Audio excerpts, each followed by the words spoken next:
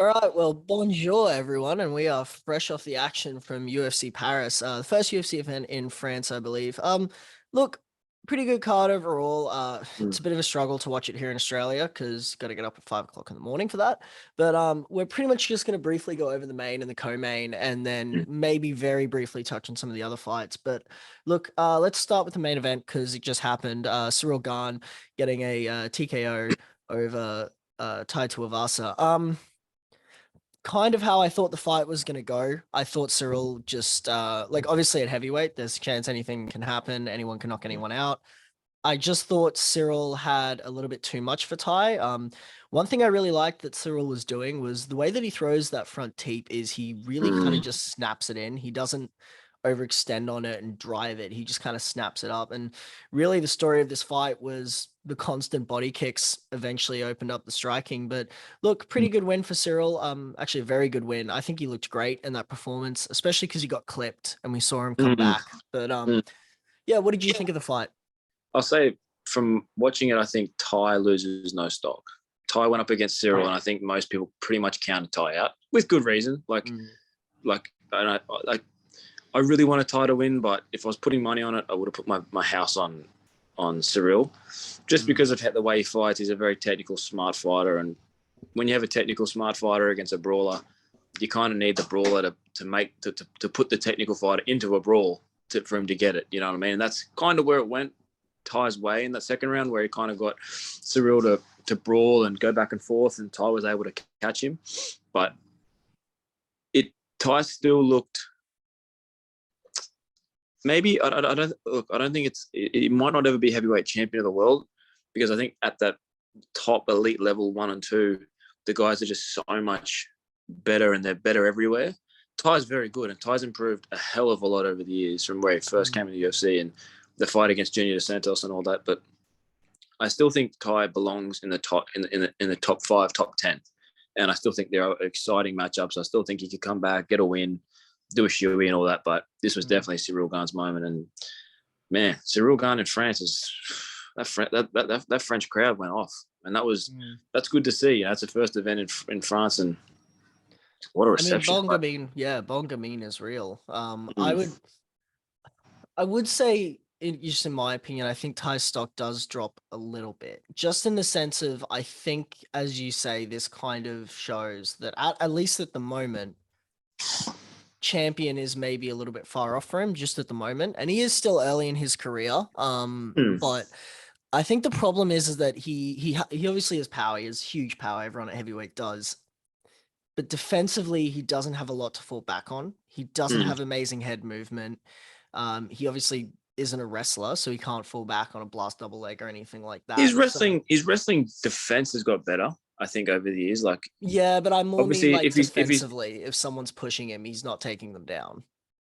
no, that's never going to happen. That was never a case. But I'm saying, like, his wrestling overall over the years has definitely gotten better.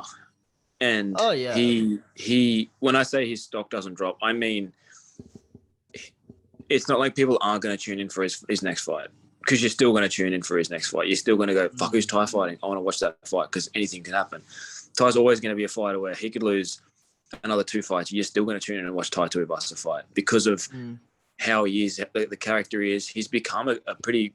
He's not a top level character, but he's one of the ones you will tune in to watch. That's partly why I think a lot of people watch this card, is because Ty's on the card. You never know what can happen. And although credit to Ciryl though, Mm. because that man is one of the top heavyweights in the world and continues to prove it. I think Cyril will be your champ one day. It may not be this year, it may not be next year. I do believe Cyril Gane will be champion, and I'll agree with you that in terms of popularity, I don't think Ty's stock drops now.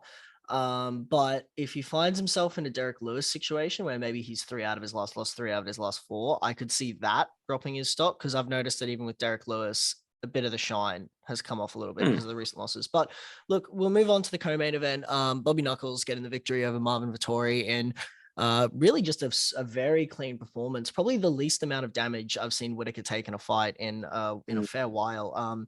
And look, people like to kind of downplay Marvin because of his whole sort of not character, but like, the antics that he has. But Marvin is a very good fighter. Marvin is a very, very good fighter. And to get a victory like that over a guy like Marvin is very, very good.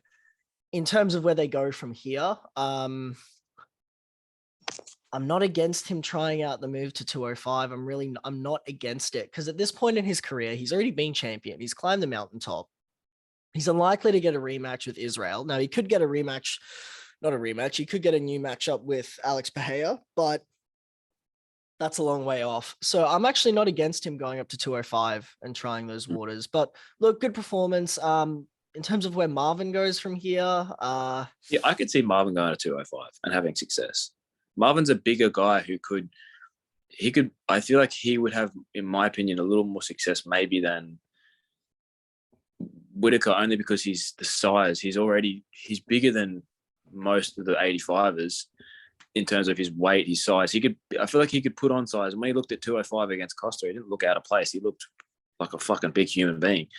So I feel like Marvin go to 205. I don't think he will, but I think there's still many matchups for Marvin at 185. He could do Strickland, there's Cannoneer still there. They're all new matchups that he hasn't faced yet. You know what I mean? I still think they're matchups that could definitely happen.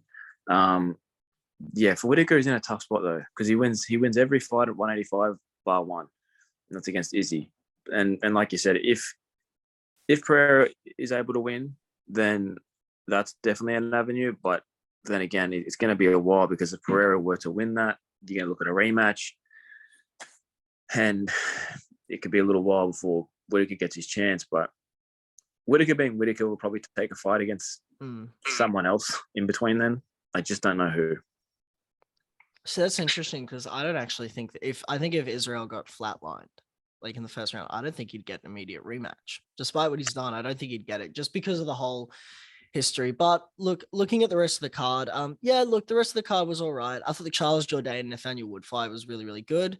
I think Joaquin Buckley showed some interesting wrinkles in his game, but still a little bit more to go before he's really ready to sort of hit that top level. But overall, I'd give the card probably a 6 out of 10, and it might be just because I had to get up very early to watch it. But yeah, it's kind of just an average card for me. But what would you give it? Yeah, I'd give it a 6. That's fair. Yep. Early, but still some decent fights on there. Co-main was good. Main was good. Yeah, co-main and main event really delivered. 100%. Well, we'll leave it there, guys, and we'll get this up for you. And so firstly, we just want to say thank you, everyone, for the support of the channel recently. We've seen a lot of growth, which is really good to see. And we're just going to keep grinding, keep going on. And we'll see you guys either on our next interview or on our next reaction vid. So we'll catch you guys on the next one. Peace.